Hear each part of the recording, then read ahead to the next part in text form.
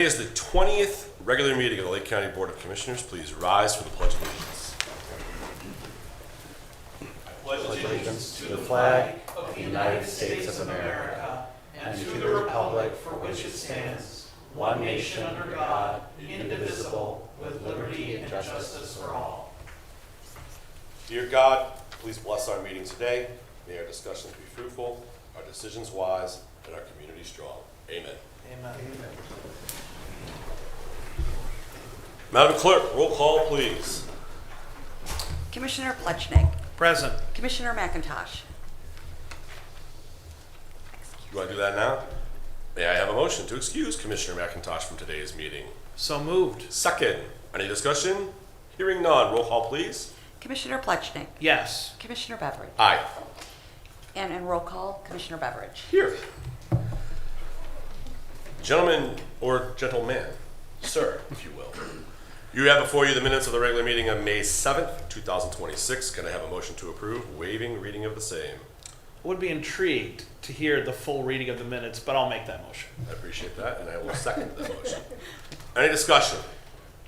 Hearing none. Roll call, please. Commissioner Plechnik. Yes. Commissioner Beveridge. Aye. This brings us to public portion. Anyone wishing to address the board on agenda items only, please raise your hand and you will have 3 minutes after stating your name and address. Anybody for public portion? Yes, sir.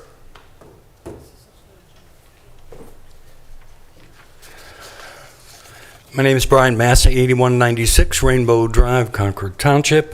Would like to discuss item number 12, the resolution to enter into a settlement agreement with Lake County Council on Aging.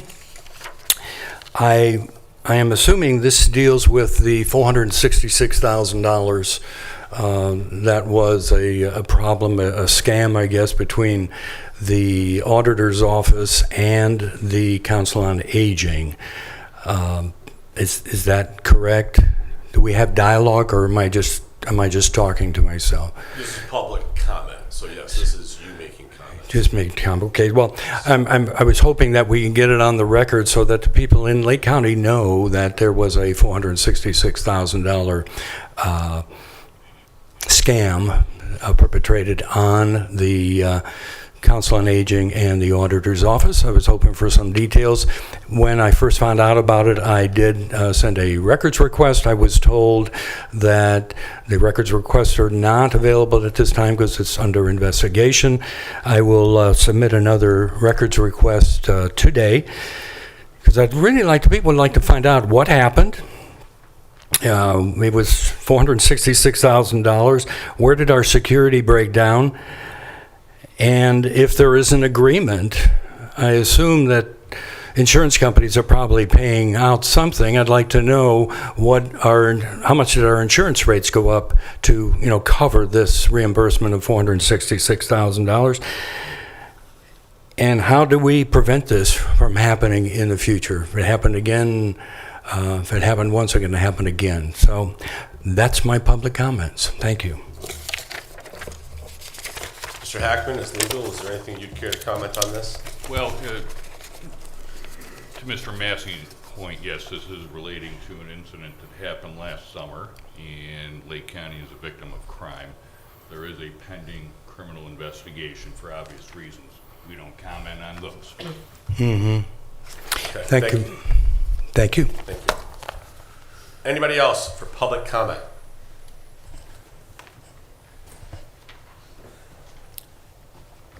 Jenna Bing, 36951 Beach Hills Drive in Willoughby Hills.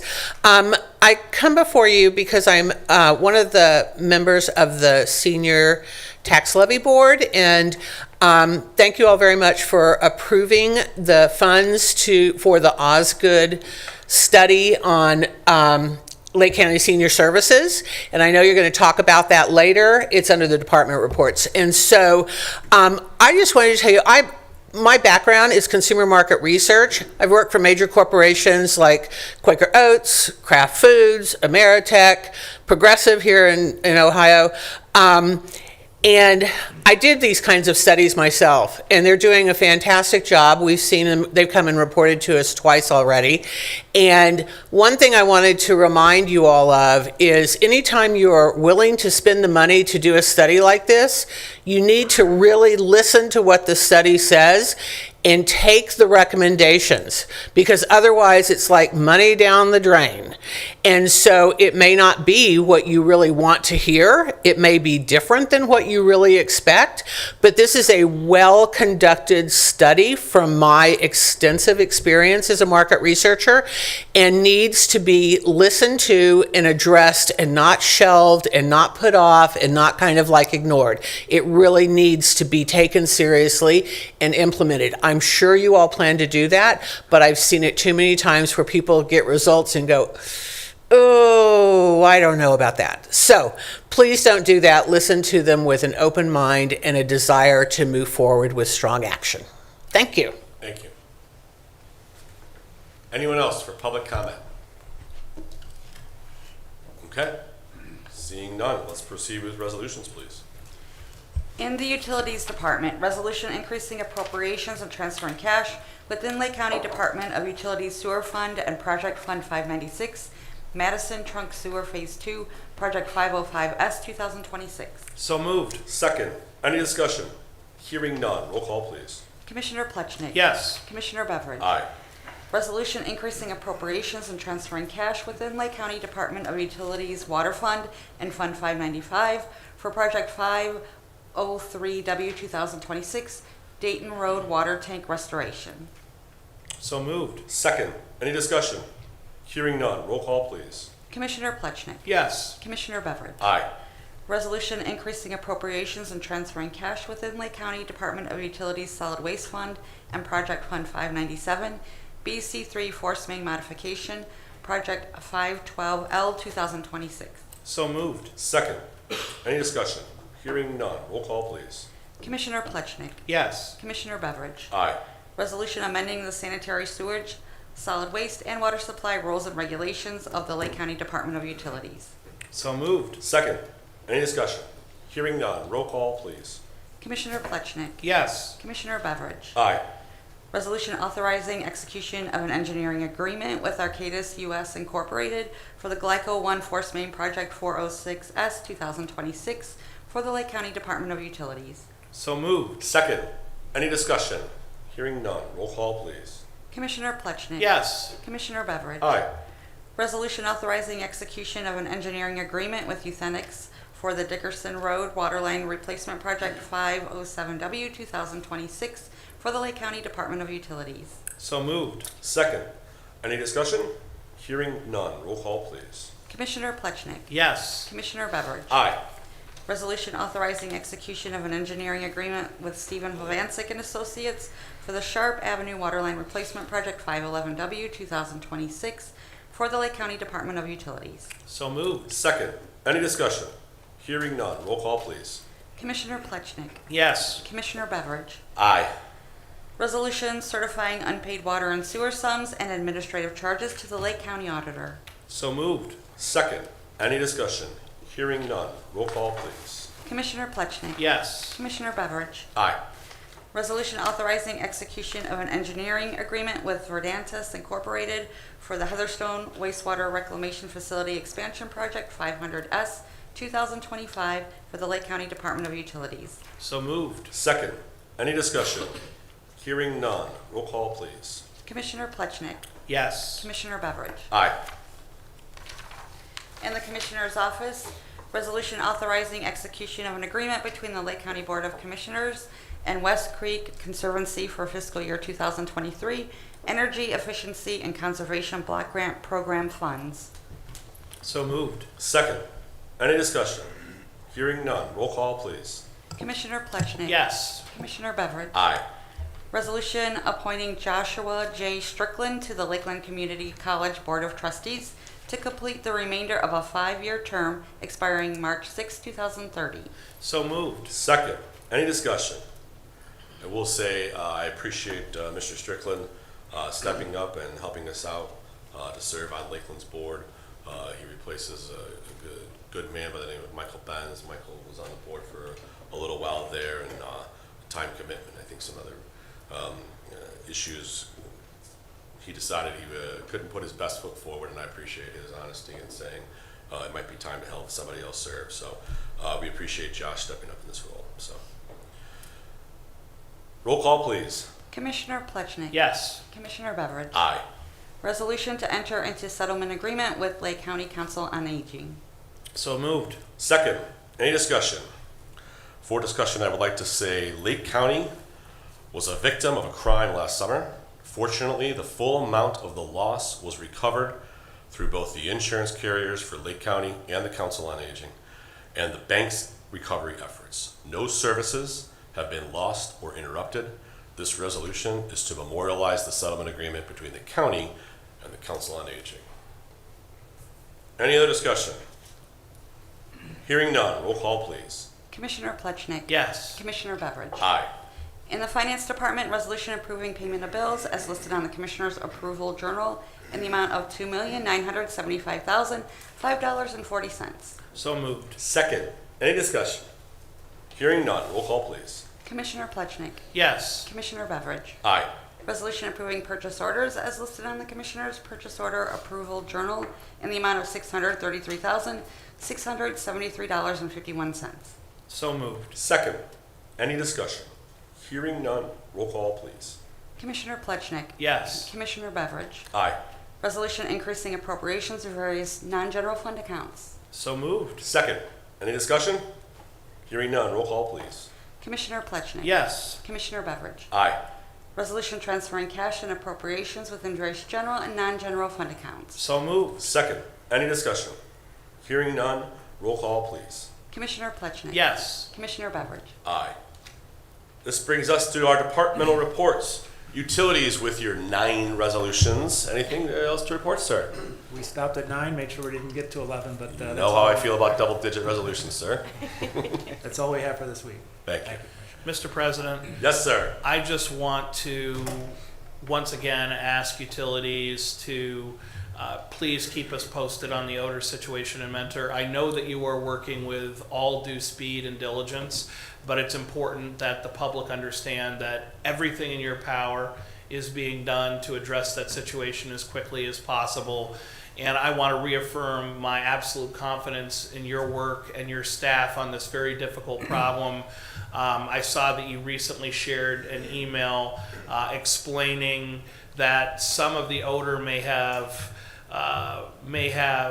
sources outside of the sanitary sewer system, that sometimes internal plumbing could be an issue. I just would like it if you could elaborate that a little bit for anyone listening, because we really want to make sure that every resident has the odor issue resolved. And where it's the county's responsibility, I have confidence that very soon we will have pursued every avenue and made sure that the sanitary sewer is functioning perfectly in the neighborhood. But if there's another cause, that won't solve the problem. And to me, what's most important is that every resident's problem is solved. So if there's another cause, it's important that even if we can't fix it, we flag it so that residents are able to take the steps they need to move on with their lives and solve the problem. Sure. Yeah, something, I guess, to start from the beginning is all wastewater everywhere has these sewer gases. I mean, wastewater has an odor that's generally objectionable everywhere. This is no different in Mentor or any other place in our system or any system in the United States. So the source of that odor is generally hydrogen sulfide, methane, and those sorts of gases. They are caused by decomposing wastewater. And it's just, that's what happens to wastewater. Normally, when we test for hydrogen sulfide in manholes before we enter them, it's 0 or below detectable, below 1 part per million. Occasionally it gets higher, depending on what is added to the wastewater upstream. Everyone that uses wastewater is adding elements of hydrogen sulfide or elements that can cause hydrogen sulfide to be created. Different sources have different levels, and that's what causes the odor. So normally inside the manholes, it might be anywhere from 1 part per million to 10 parts per million. We've had spikes very much higher than that occasionally. What we are doing after months of investigation is adding a binding chemical, which we've talked about several times here in this meeting and through emails and that sort of thing, that will help reduce the amount of hydrogen sulfide that's generated or created. It's all a chemical and biological reaction inside of the sewers that there may or may not be a single source to that. We continue to investigate that, but that's the reality or the cause or the source of the odors is that. So starting with that, and expanding on that, the plumbing system inside of a house it's designed to, in order to vent gas, you have a vent stack on top of your roof, and that's where gases are supposed to go. You can Google that. You can look online. That's the purpose of the vent stack, is to vent noxious fumes, noxious gases from the sanitary sewer system. It's true everywhere. It's not just in this neighborhood. It's not true just in this Lake County.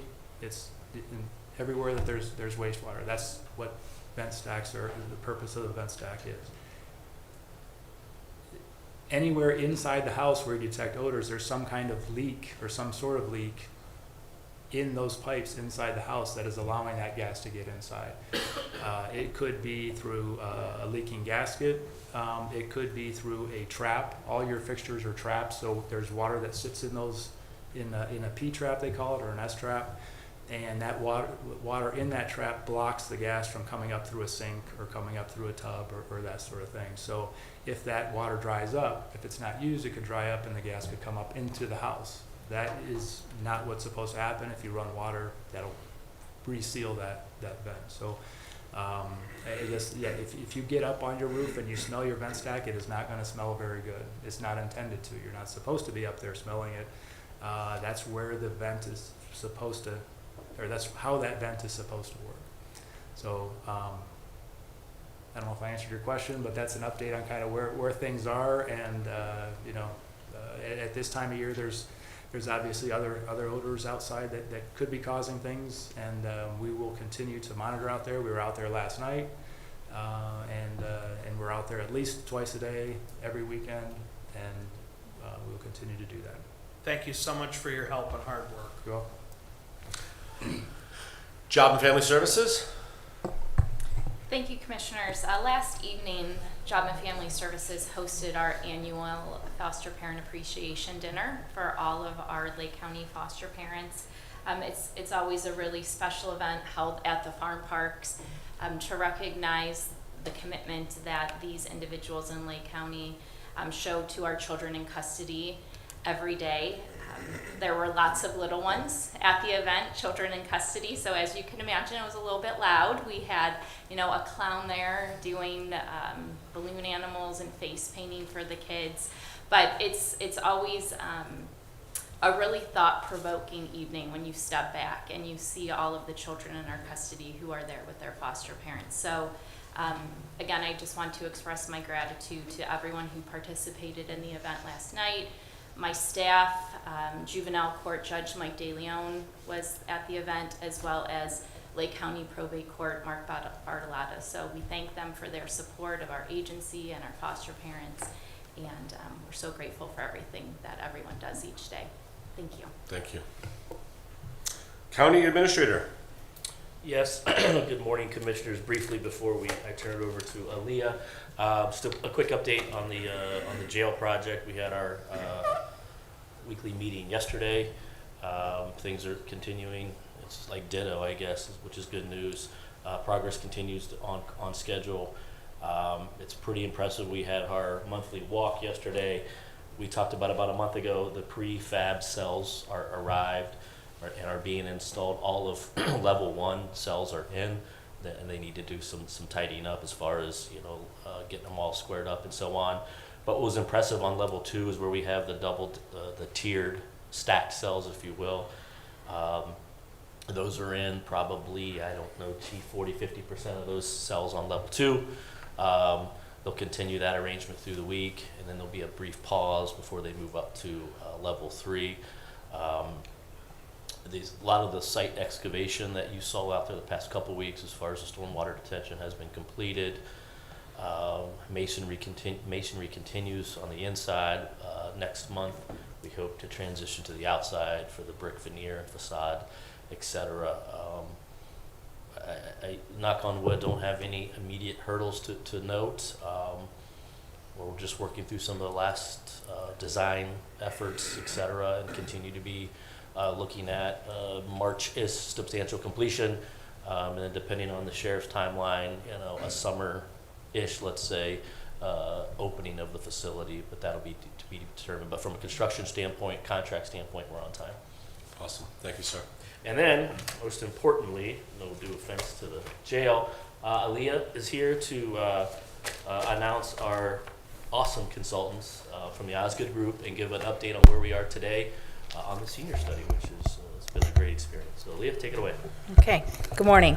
I just want to take a moment to introduce Nancy Osgood, founder and president, and Adam Sheldon, partner and senior consultant of the Osgood Group. For the past several months, the Osgood Group has been leading Lake County's senior services study. The purpose of the study is to evaluate the current landscape of services for older adults, identify strengths and gaps, assess future needs, and develop recommendations that will help ensure services remain responsive, coordinated, and sustainable as demand continues to grow. Today, they are here to provide an update on the work they've completed to date and share preliminary observations as the process continues. So I'll just turn it over to Adam and Nancy. Very good. Thank you so much. And good morning, commissioners. Good morning, everyone. It's an honor to be here this morning and provide a little bit of an update on where we are. It's hard to believe that we started this work back in September. And a lot of hard work and groundwork has been put into what we'll provide with you today. And that to be said, we're also just completing in the next round here our recommendations. So today what we're going to discuss is our summary findings to date, and then some of the considerations that we have regarding some thought that needs to go into the plan as it moves forward over the summer months. So thank you, first off, for the opportunity to conduct this study. And I also have to thank the staff here who have really been in it with us, hand in hand, kind of walking us through the nuances of the senior sector of Lake County. It's been a joy getting to work with Aaliyah and with Administrator Boyd on understanding the sector and doing some check-in calls. So we appreciate that. The process is only as good as the folks that are behind you and working with you. So much to be said about that. Included in that is the Senior Center Advisory Panel, which has been updated along the way as well. And we've kept them in the loop as the research has come out, and they've been receiving our report. So today's goal is really to go through our summary findings, get an understanding of where we are to date, and to provide you with some of our key findings and some thoughts on where things should head moving forward. There's a lot here in this deck. We provided some work in advance. So the goal of the presentation today is really to focus in on three sections. First is the methodology, what went into this study so far. The second are our summary findings, which I'll cover and highlight. And then the third, while there is a bit of meat in the deck here, and we can always go back and go through a slide or two if needed, is to go to what is considered the considerations for decision making, some of the key areas in which we'll need further discussion.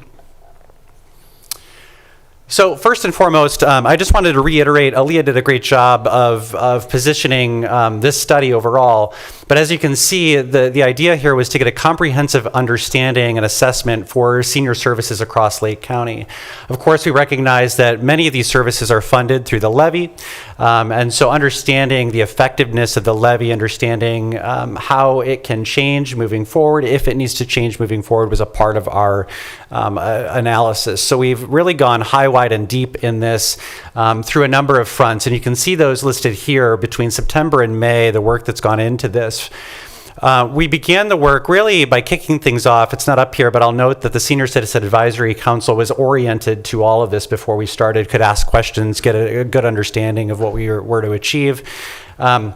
And then we jumped right into it with a market study. And the understanding of a market study is to really understand what's out there, what are the needs of the folks in Lake County. And we felt really good about the sample size that came in from that and the study that went into that. So the market study is an underpinning to much of the other research that you see up here. including the senior center usage data, some of the data that came out of the Lake County Council on Aging. And then one of the deepest areas of study here was actually with 75 plus stakeholders, which we interviewed. Some are in the room today. All the commissioners were interviewed as a part of this as well. But we spent about 45 minutes, in some cases longer, on a Zoom call or two to really dive into the needs of the senior sector and some of the perceptions. So we went deep into that. While the focus is on Lake County, one of the important aspects of the work was also to go outside of Lake County. We understand that, through all of the stakeholders, we got a pretty good sense of the landscape here. But when you start to look nationally, it gives us a better perspective of how does Lake County stack up to the rest of the region, the rest of the United States. So we did a benchmarking exercise with 10 plus communities. We went a little bit deeper and looked at some outside communities as well, outside of the 10. Did a deep dive study, interviewed the leaders of those sectors as well, and got an understanding of how Lake County was stacking up and what some of the national trends were around senior sectors. In addition to that, we took a 2-day tour, got to visit all of the senior centers that are levy funded here in Lake County, spent time at each senior center and really got to know each director, got to see the facility, got to see things in action. Didn't play any chair volleyball, but we got to see that in action while we were there. But we certainly enjoyed the time to be able to see the physical plant and also drive the distances between those senior centers. There's some secondary research that's always a part of our work. There's things that we learn along the way, things that get shared with us, things that we just need to understand as we go into it. And then a bit of an understanding of the levy funding process itself was important here. There are standards and practices that go into administering funds, and much of this we looked at not only through our benchmarking work of how do other counties allocate funding, but we also looked at what are the best practice standards of those national sources that are out there that actually lay out funds that or lay out processes for allocating funds. So we did a deep dive of what's happening internally, did an assessment of that, and juxtaposed it against what the national standards were. As I'd mentioned, a lot of this was done in coalition with the Senior Center Advisory Panel and the staff, and what you see today are really the culmination of the summary findings of everything to date. Any questions before I jump in? Just one quick correction, it's the Senior Advisory Panel, not Senior Center. Their jurisdiction includes the senior centers, but it addresses all of the senior funding and levy issues. Thank you, Commissioner Plechnik. That's accurate. This is the Senior Citizen Advisory Panel, the SCAP, as they were noted. Thank you for that correction. So 7 key areas that came out of our work that I'd like to highlight today, and there are subsequent slides, and some of the appendix also goes into this as well, but I just want to highlight the 7 key areas that we had called out as a part of our study. The first one is probably the most important and kind of lives on the top, and that is the Lake County's senior population is proportionately large relative to other regions benchmarked and growing. Well, the levy dollars to support them are projected to remain constant. So there is a little bit of a squish here, if I can use that term, between the fact that you do have, and I can show you the slide here, a growing senior population. The allocation of funding that's available to service that population is going to remain consistent. And so as a result of that, there will be hard choices that need to be made about the allocation of those funds moving forward. Number 2, the county has many assets and strength to leverage in meeting this demand. There are many things happening well here in Lake County. And I just want to call that out. We put a slide together here that calls out the many things as we learned through our research. You have a robust senior service sector occurring here. Doesn't mean that there's elements that can get better, but we call out specific things in the report that are going well, that are infrastructure, that are supporting seniors well in Lake County. There are also capacity issues related with those things. When there are good services being delivered, there's more demand that's out there as well on some of those things, and you can't reach all of the folks that need to be served by it. And so I do call that out as there's things that can be done more of, but there are also some things that are at capacity in their current state that staff have informed us of. Number 3, there is strong demand for aging in place services in Lake County and across the country. one of the trends, the national trends that's out there right now, is moving into age in place, keeping folks in their home as long as they possibly can. And that is something that we've recommended as a part of this report, that much of the priority goes to, and it becomes a North Star for you, that aging in place becomes the focus area. This is not just because it's important for Lake County and what we heard from our research here, but it is also one of the national trends across the U.S. And so this is going to be important moving forward. What are those age-in-place services? We can go into further detail about that. They're quite spread, but when you consider what's important here in Lake County, aging in place, keeping folks in their home or in their residence is an important point. Number 4, and I'll reiterate this, finding services and what's also known as navigating the system is harder than it should be. We talked to a number of folks that are navigating, and if any of you have either had the opportunity to do this or have a parent or a loved one that you've taken through this, it can be difficult to navigate a system. And what we know in particular about the system in Lake County is that the system itself, while there are resources available for seniors, and for caregivers to find for seniors, getting through that system is a difficult process, especially when it comes to figuring out where do I contact first, where do I begin, through who am I getting referred to when am I getting a call back and how long will that take. So we've called out in the report several areas in which navigating the system is a difficult point of contention for folks in the county, and also there's some opportunities we believe that are here about pointing folks in one centralized location that can help make this a little bit easier for them. Number 5, senior centers are important but serve a limited population. And I can go into further detail about this. We knew going into this study that senior centers here in Lake County, of which there are 9, are important, and that they kind of are throughout the county in different geographic regions. Like I said, that's why we spent some time going to each of these locations and really understanding them and seeing them in person. When we were able to get our hands on the data, the participant data, and juxtapose that against the census data, what we know is that a number of folks that are served by senior centers is limited. And I can go into further detail about that. But overall, folks are also populating and participating in different senior centers. So while your home may be in Mentor, you may be going to other senior centers and taking advantage of other senior centers across the county. So in general, we've got some stats on the current usage of the senior centers themselves. I'll also note, just as a caveat, that when we say the senior center data that we have available, it is what was available to us at the time. Some of that data does have holes in it with respect to how folks check in.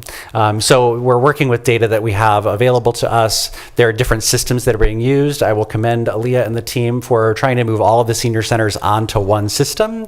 That is a feat, and honestly, that system itself made it a lot easier for us to get our hands around all of the data that's available. There's one senior center that lives outside of that, Mentor, who's using their own system, so we had to combine those two things together, which makes it a little bit more challenging on in our respect. Out of fairness, I will say that Willoughby also uses a separate system, but they double enter their data. So they're also using My Senior Center, and they're using another system as well. Number 6, the levy distribution and the process needs to change to align with best practices and meet growing demand. What we see, and there's a slide that I have in the deck here that goes through all of the best practices around levy funding. As with any good funder, they always kind of self-reflect after some time and think, are we allocating the funding in the best way possible based on the need that's out there? And so in our recommendation, going back up to what I've highlighted before, we're providing you with a recommendation that aging in place is a quality North Star for you moving forward. And so what we've called out in some of the levy distribution is not just process itself, some good practice process that needs to change, in which we've had some pretty honest conversations with Aaliyah on. We've also talked a bit about how do you then think about the priorities moving forward with using that North Star as a guiding point for distributing the allocation. The last bullet point I've already briefly touched on, and that is Lake County needs better senior data across organizations in the sector to improve efficiency. You have data available to you.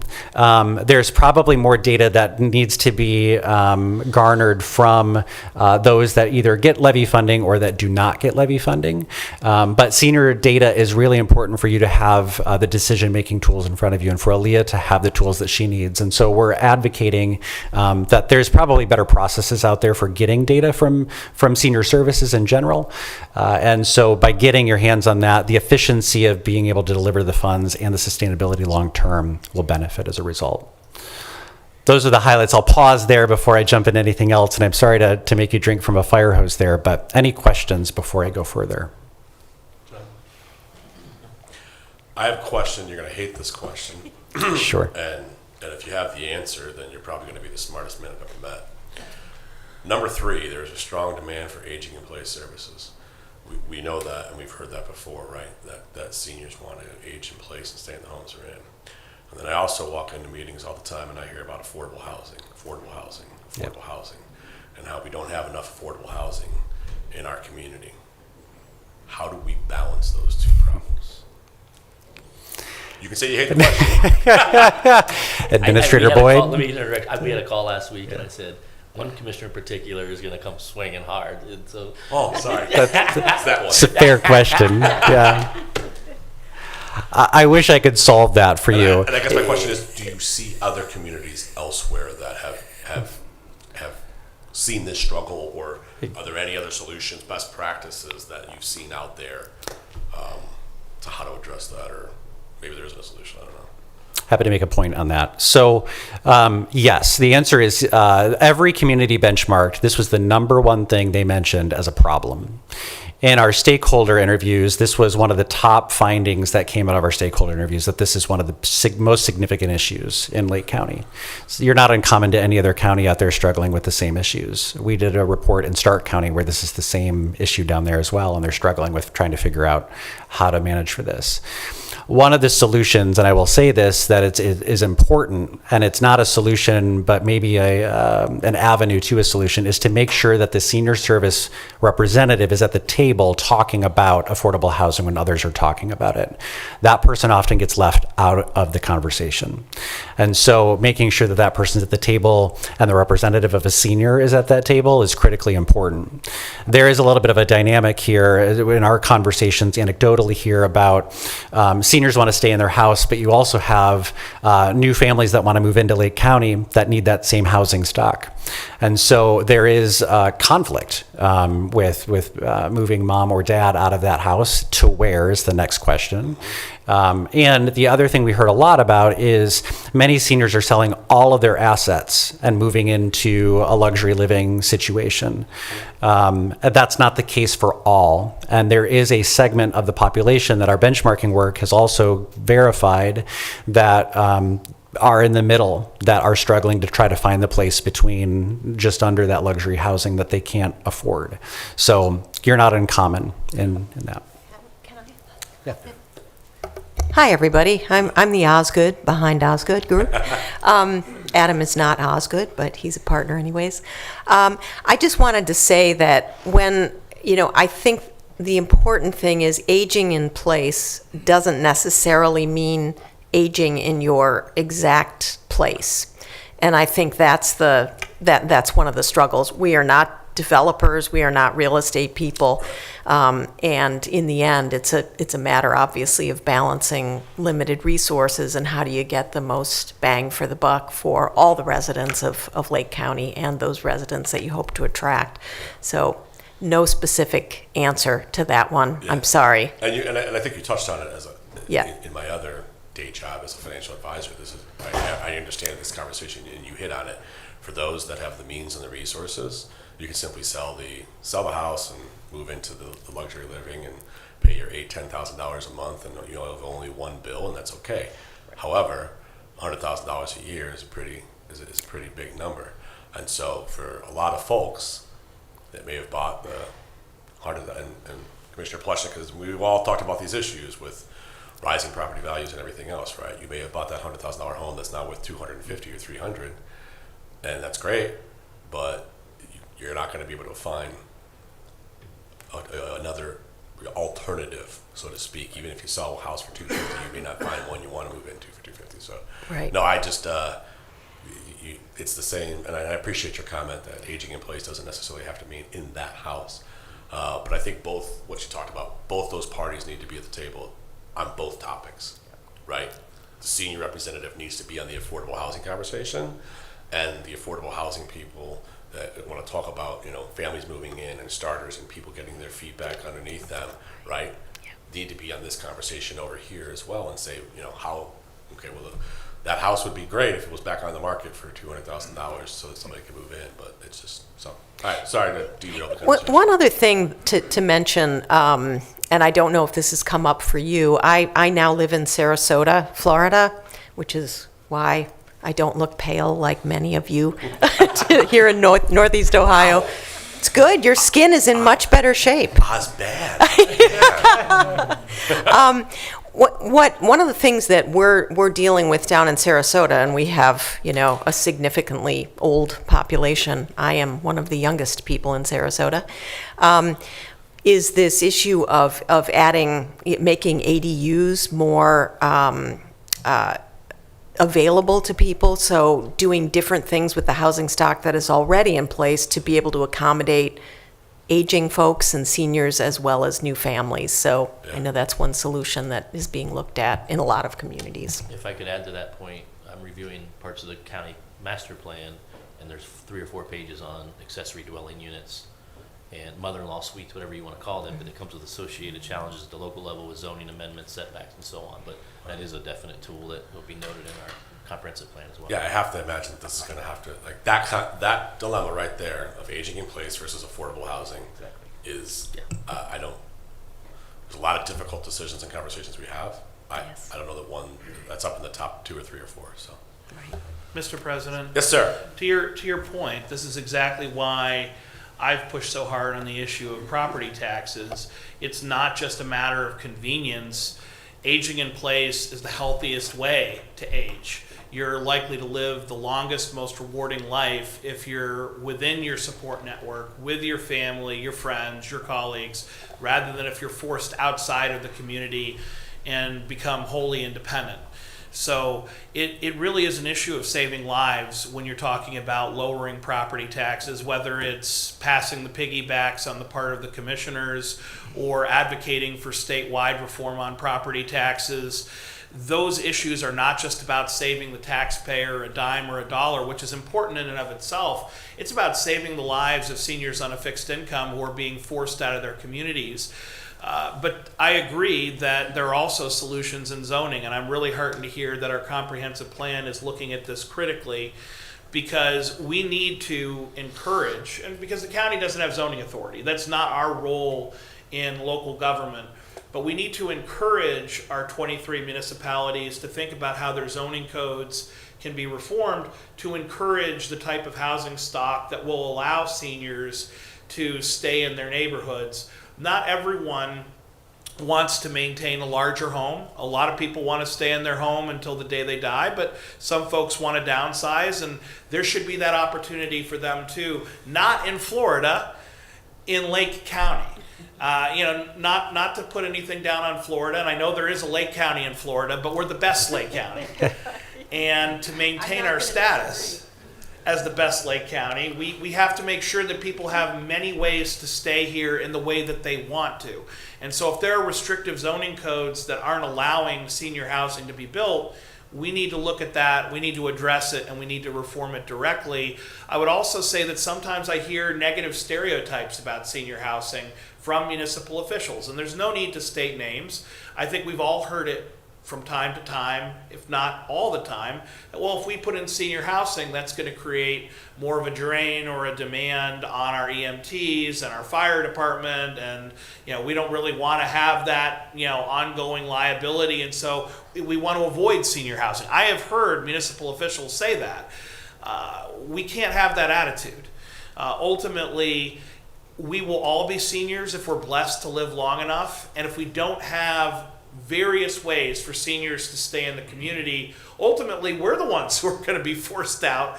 Time flies. It won't be too long before all of us are in that position if we're blessed to live that long.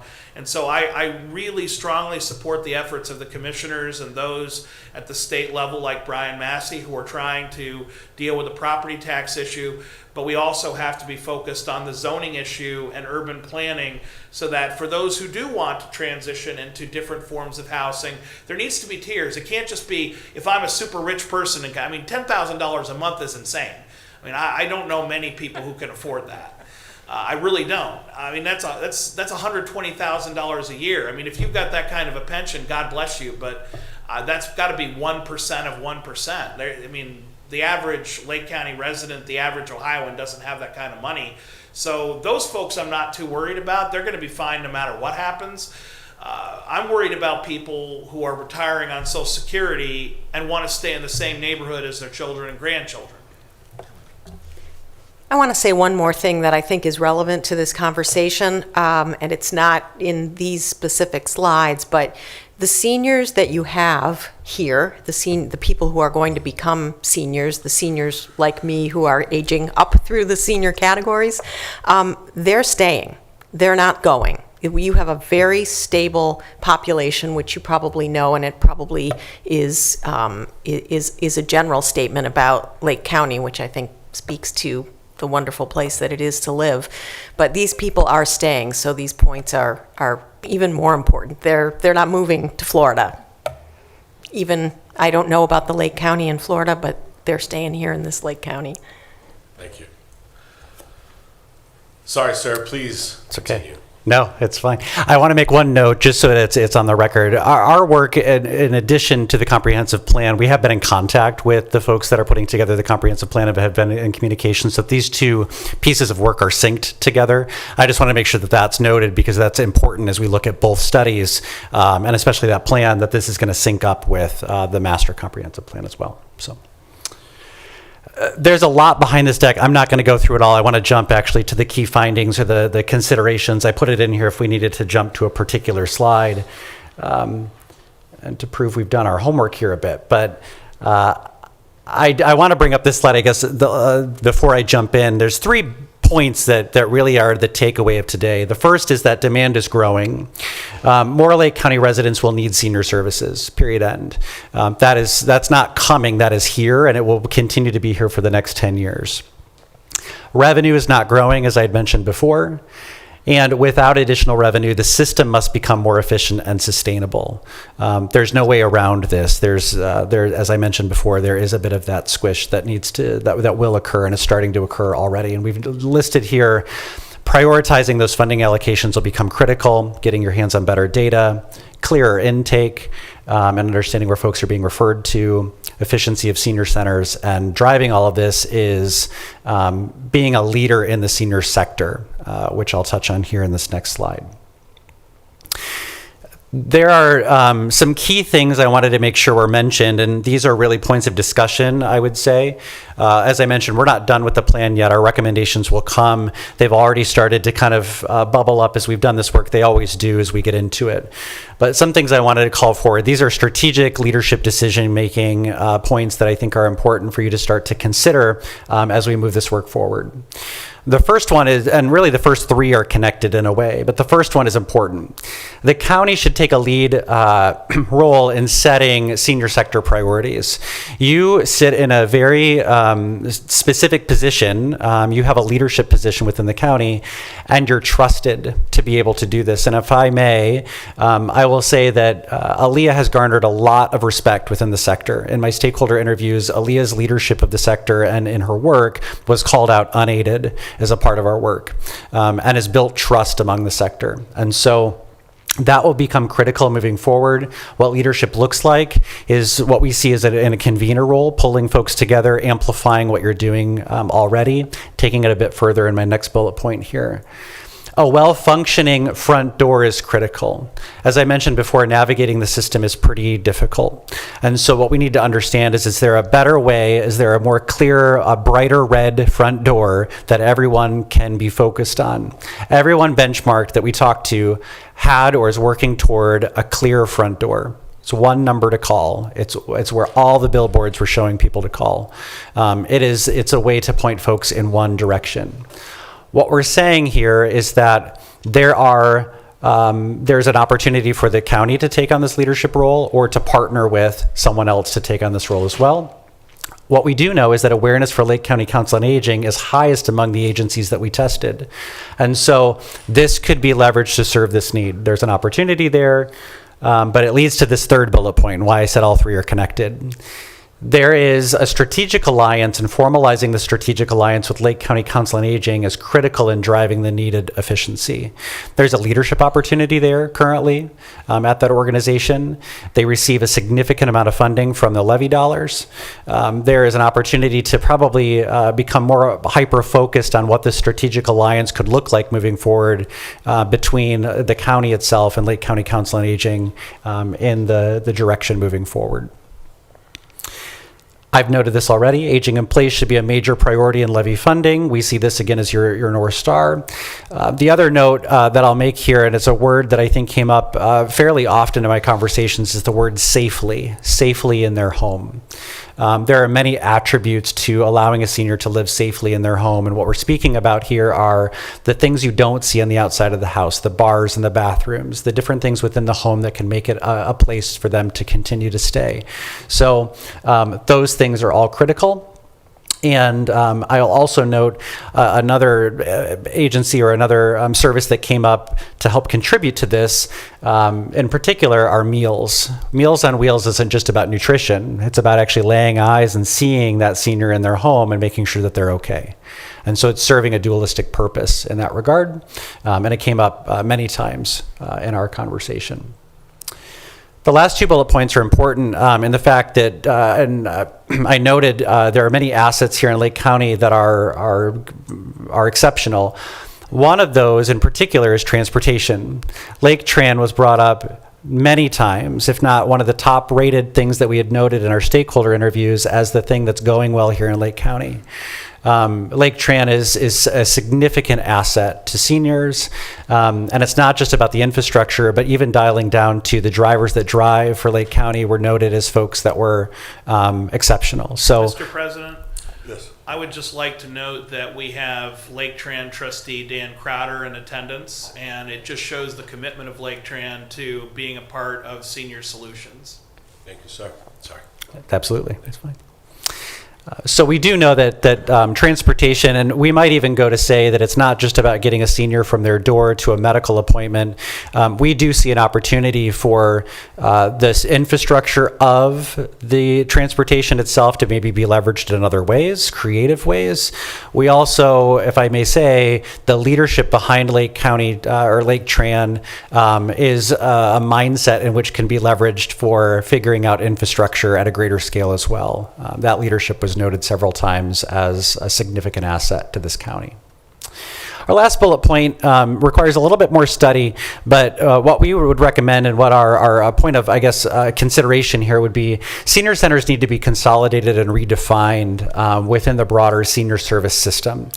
We see some opportunity here. Centers can deliver higher impact and can serve more people by acting as a conduit for what we're calling this age-in-place service. There's many models out there. When we did some benchmarking work, many folks are moving toward a hub model where they're more than just socializing and creating an opportunity for folks to get together. And while we know that that's solving an isolation issue, which is significantly important, they're also serving as a community hub for getting services, medical services, for being a referral service to other opportunities that are out there. And to the last point here in that sentence, determining which centers to invest in and which services to provide will drive the highest efficiency. We believe that there's some more criteria that needs to go into deciding how the consolidation would occur and what makes sense around that. But we do see some efficiency being had in this moving forward. So I'll stop there. I know, again, that was a lot to deliver, but any questions? Mr. President, So what are the next steps? We definitely see a strong outline for a strategic plan here. I'm gratified to hear that there's a very strong effort to align this with our master comprehensive plan, because obviously that's the blueprint for the entire county, and this is a very important piece of that. But what are the next steps to complete this plan, to go from considerations to solid recommendations that the senior advisory panel and later the commissioners can adopt as we work to create that efficiency that will allow us to provide more and better services with a pot of resources that isn't going to grow in all likelihood? Thanks for the question. There's really three steps moving forward. The first is there are some more folks that need to be in the loop around what we've shared with you today. So our hope in the next really couple of weeks is to share this more broadly. One of the subset groups that we'd like to meet with, actually there's two of them. One is the senior centers directly, those folks that are leading those senior centers. The second is the levy funded coalition, the larger group that's funded by the levy. I've already spoken with them in April about some of the research that's come out so far. Our hope is to bring them all up to speed. We're proud of the fact in our work that we really are focusing everyone on the same set of facts. So our goal here is that we center everyone on the same set of facts as we've delivered them to you today. So that's our hope in the next couple of weeks. Post that, we will take this plan and actually move it into a set of goals and strategies and tactics that will be moved forward. And that all gets set to what we call an action plan. So we'll sit down with Aaliyah and the team and actually put together a Gantt chart of what strategies and tactics need to be completed in the next 3 years. And that will get laid out along with the resources and who's accountable and responsible for those strategies and tactics. So that will be done probably by the end of summer. You'll see all of that buttoned up into a comprehensive plan. And do you have a sense of when we might actually have a draft plan that we can review prior to publication and adoption? I would say end of summer, probably August would be a time in which you'd see a draft plan, maybe sooner. But our goal is to get the outline, the master outline of the goals, the rationale, and our strategies, and then get the tactics fleshed out with Aaliyah in August. Thank you. Yeah, Of course. We'll also take into consideration your meeting schedule and put a timeline together to meet that. All I would add at this point would be, one, when you talk with the senior senators, you may want to just wear Kevlar with that last bullet point. Two, 3 years is way too long. Let's go ahead and bump that up to a 1 or 2 year implementation plan. I don't mean to cause more stress in Administrator Boyd's life, but I will say I'm relatively new to government and this position, and the study process has always been a fun topic for me to, we need to have a study to address these issues. But I am encouraged that a couple of the points in here are things that were concerns of mine. From a numbers standpoint, I think you touched on, we have stale funding, we have flat funding, and we have increasing costs. And I have often run the numbers and illustrated that, we're gonna, our salaries and administrative salaries within the funding partners right now will basically equal the funding coming in about 5 years in 2030. And the number that I've heard is that 2030 is when we will reach our peak senior population here in this county. And while I think that's when we reach our peak population, I think that and I don't know if this will touch on that, but there are different services and needs for folks, as you put it, as they age through, right? There's a large difference between a 60-year-old and a 85-year-old, right? And so, to reference the slide, but we'll hit that peak population in 2030. Right there. But my guess is we're not going to hit that peak spending until after down the road. Right, because, services become more expensive Right. the older we get. Right. So we had our statistician really project out what's happening with these different cohorts, and we're happy to provide whatever additional information we can on this particular piece. But that's a huge consideration. The other thing I wanted to say is that we're not surprised that you had an inkling for some of these things already and had done the homework to get yourself there. I think one of the encouraging things, may sound a little strange, is that when we do this work, that's sometimes the case because we work with smart people. But what we're able to do is really find the finer points that show us where these possible efficiencies can be put into place. So knowing it is one thing, and then how to execute it is quite another, and I think we'll have some pretty clear recommendations for you on that. Awesome. And I love the concept of the big red door and to make it as easy as possible to navigate the system. I recently, and I think I've brought it up before, had the opportunity to attend United Way of Lake County periodically will put on a poverty simulation. And those poverty simulations, while it's a different topic, is an example of illustrating the system for those that are facing poverty, fighting poverty, in poverty. And it is very evident when you go through that process that it is so difficult to navigate the system. And not to add more stress to Mr. Boyd's life, but I have been advocating that it would be wonderful to start to think about one-stop shops where we can have, to your point, that one big red door where the services are as efficient as possible, but also as readily available, right? If we have the service out there, let's make sure that, and all too often folks, I didn't realize we could have that. And for some of us who eat, sleep, and breathe this, you take for granted that there is a large population out there that may not be aware of these services. And to that extent, I think that that's one of the outcomes I hope that we are able to start to implement, to be able to consolidate just even the physical location for some of these entities, right? Just put it in one door so that you can walk in, no different than the social services that are provided on the poverty side, right? To make it easier to navigate the system so that people can, get the resources that they need. So, Absolutely. thank you. Can I make one comment on that too? Yep. Sorry. Just one of the opportunities, just to give you an example, I mentioned that there are these efficiency opportunities. You're never, people try, this is not just with senior services, it's with all the work we do, to try to make sure that awareness is there for every service that is out there. Well, the budget to do that and the sophistication required to do that is limited, and it costs a lot of money. So if all you accomplish is that people know without a doubt, because there is a billboard or whatever you want to, however you want to think of it, that this is the number they call if they have an issue related to their care or someone in their life who is a senior.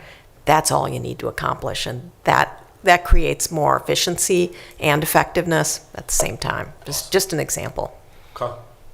I want to make one more note on that too, because I think it's important from our benchmarking work. There's two pieces, and you may hear this in other sectors as well. There's something called the no wrong door philosophy, and it's not wrong. The no wrong door means that the person is finding their place of trusted connection first and sharing that they're in need of help. It may be a faith-based institution, it may be somewhere else.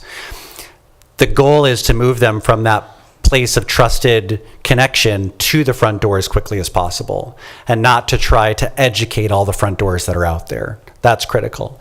The second piece, which I probably wouldn't have said 10 years ago or maybe even 5 years ago, is that the use of artificial intelligence and AI has changed how folks are finding services.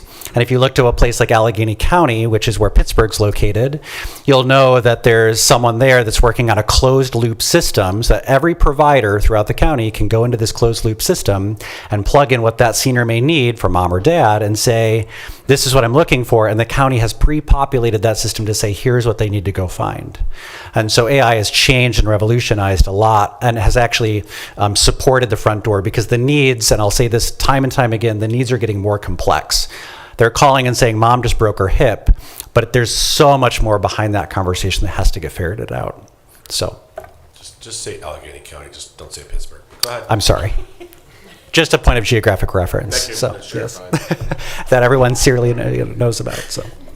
All right. Any other questions? No. Any other questions, John? I appreciate you coming in. Thank you Appreciate very your much. time. And, Of course. And we look forward to continuing to working and seeing that plan at the end of the summer and going from there. So thank you. Sounds good. Thank you both. Awesome. County Administrator, anything else in your report? I am all set, thank you. That's the Well done. correct, that's the correct answer, my friend. I do believe that brings us to the clerk. Yes, the next commissioner meeting is next Thursday, May 28th at 10 a.m. And there is a workshop today. And there's also a 250th tree planting ceremony today, 1 o'clock at Veterans Park. Okay. Hopefully we'll be able to make it out of here by then, so. Mr. Hackman, they said they interviewed over 75 individuals when it came to senior services and the importance. I don't know if you had an interview conducted yet or not, or were part of that study, but if not, I'm sure that we can make sure an arrangement before. I'm going to turn my hearing aid on. Can you repeat Appreciate that. Any report, sir, is what I said. No, Commissioner. Oh, thank you very much. All right, is there any old business? I have some old business that I would like to bring up and discuss, that we have some decisions that need to be made, and I just want to bring the community, just want to make aware of some issues that we've talked about before at this desk that we're trying to find solutions for. When I took office last year, there was already a problem with our State Route 2 lighting situation, which had been going on for a couple of years, as I understand it. But we also last year were made aware of there's also a maintenance agreement between the municipalities of which State Route 2 passes through and the county engineer's office, which the commissioners have some involvement with.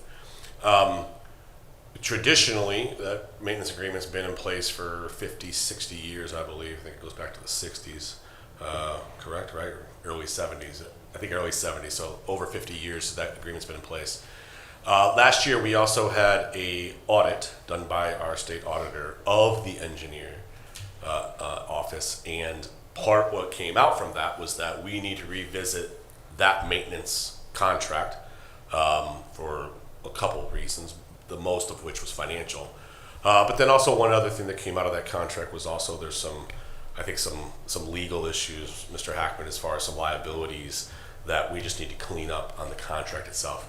And so those two issues, I know the communities, that we've been working with the communities a lot and trying to work together to come up with some solutions. And they're separate but kind of involved issues together. And so we started looking at different ways to be able to help. I know Commissioner Plechnik, you have been extremely outspoken on Let There Be Light and trying to find a solution to do this. And so we've come up with a plan. There is a fund that's one of our license plate tag fees that funds into this fund. Right now, it brings in about, I think, $850,000 or so per year, and that's kind of flat funding. Back to the, that's not increasing. That's kind of been stagnant and flat. And the issue that we have is typically the old agreement was that the engineer's office would pick up half of the maintenance out on State Route 2, but obviously if costs get higher and higher, if that goes above 1.7 million, then there's a shortfall in an issue. And so the responsibility of maintenance for State Route 2 is the responsibility of the municipalities of which it passes through. They have wisely and smartly and efficiently partnered with the engineer's office for all these years, these decades. It makes more sense, in my opinion, for one entity or one organization to be able to provide those services. And so the solution that we've been able to find is this fund that has been offsetting the cost. We can use the vast majority of that fund, the money's coming in, to offset what those costs would be. So let's say 80% of $850,000 that would go towards the maintenance, and then the rest of that would be split by the municipalities. You can do the math. If we spend $1 million, it's this. If you spend $2 million, it's that. And some years are different.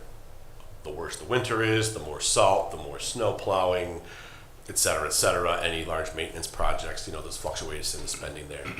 But then we also have a way to also pay for the lighting project, I'll call it the Lights Project, out of that fund as well, even while allocating 80% to offset. We can still be able to pay the lighting project off, which is about a $1.6 million project.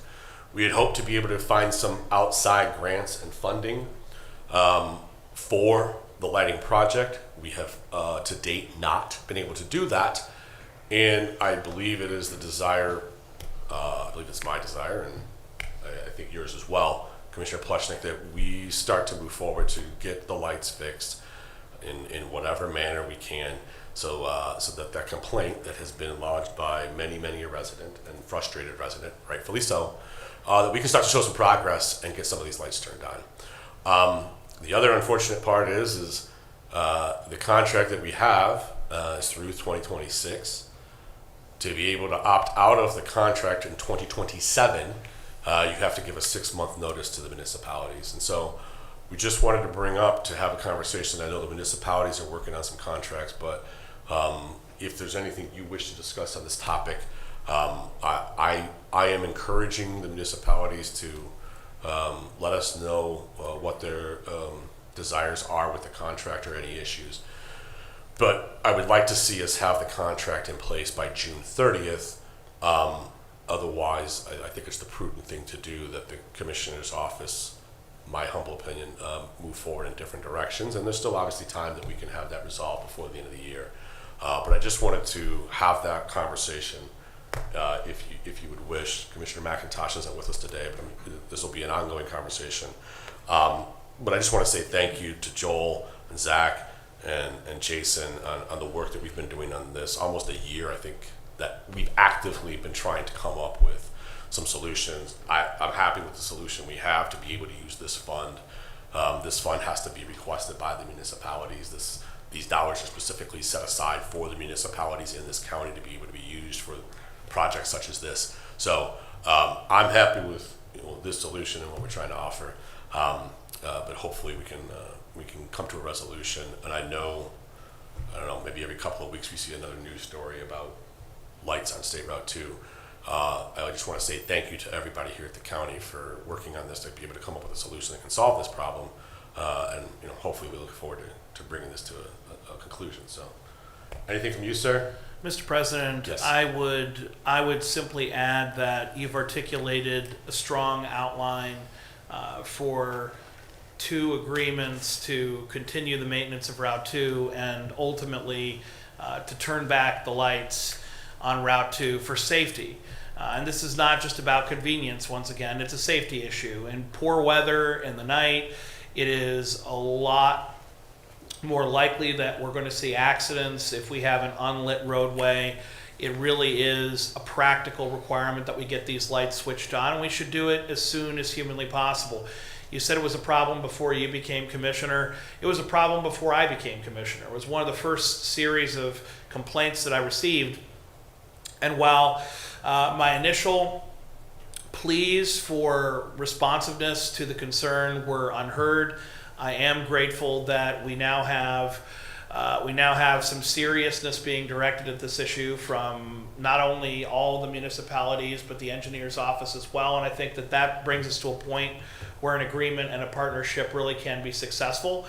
But we have to cross that finish line. We really have to will this through, because every day, every night that we don't have these issues resolved, my concern is, what happens if somebody, has an accident? What happens if someone's hurt because those lights weren't switched on? I view this as time is of the essence, and I strongly believe that the lights should be done this year. You have articulated a plan that would absolutely be able to fund the project and get it done.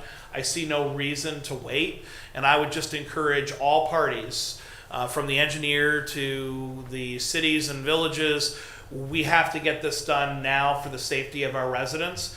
And I'm not going to stop pushing until there is light back on Route 2. If it takes the booming voice of God saying, let there be light, so be it. But I think it's our job to follow God's will. And I certainly believe in this role, it is to keep our residents safe. And so I view every day that we leave this project undone as a problem. And that's why I don't want this to be pushed to next year. I want this done this year, and I don't want back and forth or minor disagreements to be an impediment to the serious safety issues. So I support all attempts to make this more expedient, and I think that you've done a great job of outlining an agreement that would be fair to all parties and would ultimately allow us to get this done. I appreciate that. And I've spoke with the engineer, and, you know, that is part of this conversation, is that we need to have some guidance and movement forward on the topic so that we can start this project this year. I do not believe it will be completed this year, but we have had conversations with the engineer that if we can get some guidance and movement here in the next month or so, that we should be able to then go out to bid and et cetera, and hopefully before the snow starts flying, start to, you know, as long as we can get the equipment in and whatnot, we should be able to start this project this year with completion next year. So that's also, to your point, another reason why we need to start to come to some conclusions here. So, all right. Any other old business? Any other new business?